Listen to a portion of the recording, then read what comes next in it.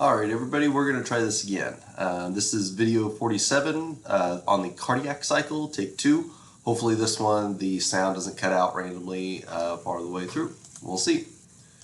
So the cardiac cycle is basically one complete heartbeat. It includes one contraction or systole and one relaxation, which we call diastole.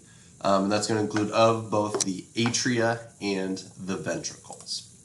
Each cycle is going to be about 0.8 seconds, so that's why your standard heart rate is around 60 to 70 beats per minute.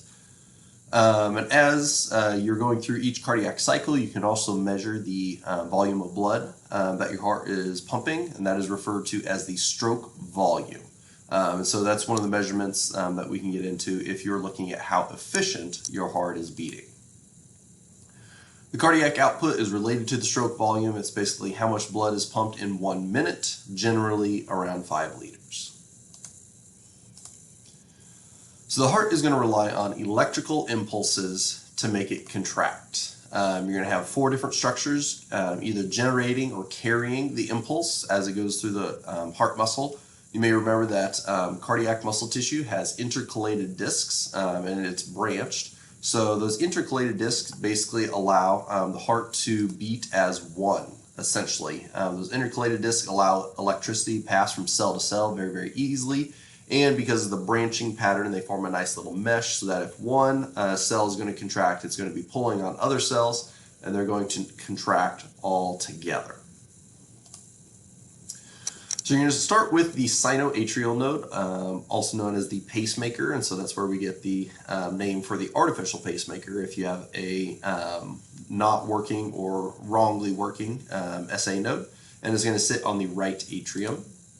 You're going to also have the AV node sitting in between the right atrium and the right ventricle, and then traveling inferiorly along this coronary artery that we have here is the bundle of His.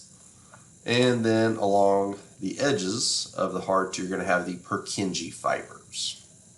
So you can see sinoatrial node, AV node, bundle of His traveling down, and then the Purkinje fibers. Those are all going to be nervous tissue that are going to be responsible for stimulating and or carrying out the contraction of the heart. When we're looking at the electrical impulses generated or carried by everything, we can keep track of it by looking at an electrocardiogram, also known as an EKG. You will sometimes see it referred to as an ECG because as you can see there, E for electro, C for cardio, G for gram. But ECG isn't really used too terribly often. The original word, when electrocardiogram was first became a word, cardio was spelled with a K. I'm not sure exactly what language that was, but it was spelled with a K.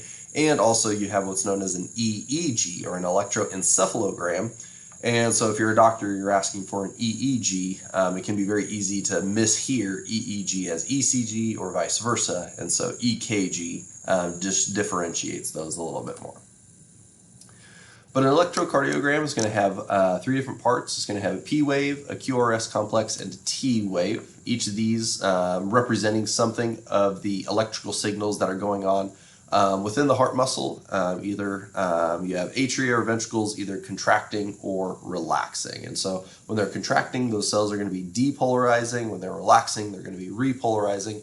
You should remember most of the stuff from our nervous system unit. But EKGs are very, very important to be able to see and to understand, because we can tell if something is wrong electrically with the heart by looking at electrocardiograms. Here's a picture of what they look like. So the P wave is just going to be this little tiny little first up wave, and then the heart's going to go back level, and then it's going to be a small downshoot, a violent uptick, violent downtick, and then back you'll see this T wave here as it is not as quickly rising or falling as the QRS complex, but it is rising at a pretty steady rate and before it falls off. And then you get this period of rest in between before you start a new P wave, Q, R, S, and then T wave. And so the P wave is when the atrial walls are depolarizing due to an electrical impulse being generated by the SA node and then by the AV node. After that, the atrial walls are going to repolarize. Basically, they're going to relax. So they just contracted and sent their blood down into their respective ventricles.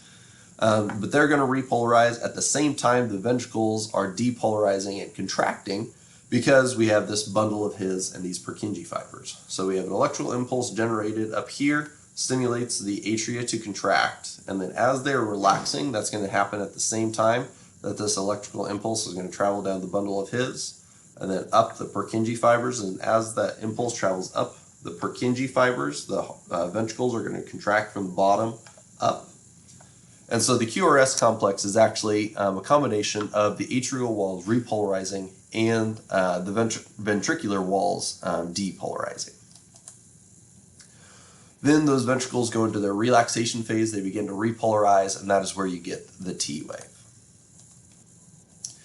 And really, when we're looking at this, the P wave is very, very small because you think the atrial walls aren't very thick, they're not very strong, so it doesn't generate a very large electrical signal, but the ventricles are very, very strong, and so as they are depolarizing, that's where we get the massive QRS complex. Really what we're seeing here, we don't see a lot of atrial repolarization in here just because those ventricles are overshadowing anything that the atria are able to do. And then you get the T wave as those ventricles are relaxing. So that is take 2 on the cardiac cycle. We'll be working on reading EKGs in class. So let me know if you have any questions.